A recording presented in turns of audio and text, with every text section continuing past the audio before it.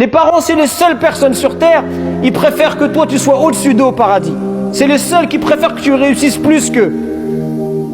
Tes potes qui sont là, si tu réussis, peut-être ils vont être jaloux. Les parents, ils souhaitent que toi tu sois meilleur qu'eux. Ils sont fiers de ta réussite. Ils sont tristes quand tu es dans l'échec.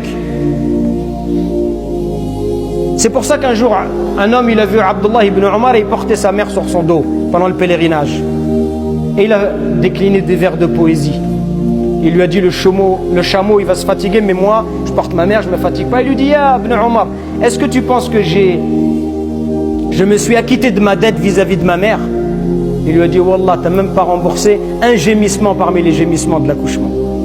Ce que tu as fait, c'est rien du tout. Wallah, ce que tu as fait, c'est rien du tout. Et même si toute notre vie, on était à leur service, on ne pourrait pas rembourser tout cet amour que nos parents... Et c'est parce qu'il y a de l'amour, c'est pour ça qu'ils ont atteint ce haut rang.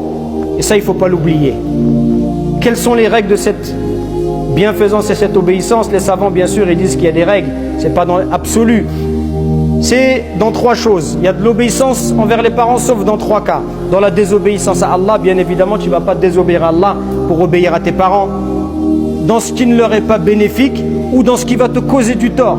S'ils te demandent quelque chose qui va te causer du tort, bien évidemment, tu n'es pas tenu de leur obéir. Et en réalité, ça c'est une question de jurisprudence. Et les savants, ils abordent ces questions-là en détail. Et ils te disent quand est-ce que tu dois demander l'autorisation. Ceci, cela, ils détaillent. Et ça, le musulman, on n'a pas le temps aujourd'hui. Mais le musulman, il doit connaître ces choses-là pour ne pas tomber dans la désobéissance.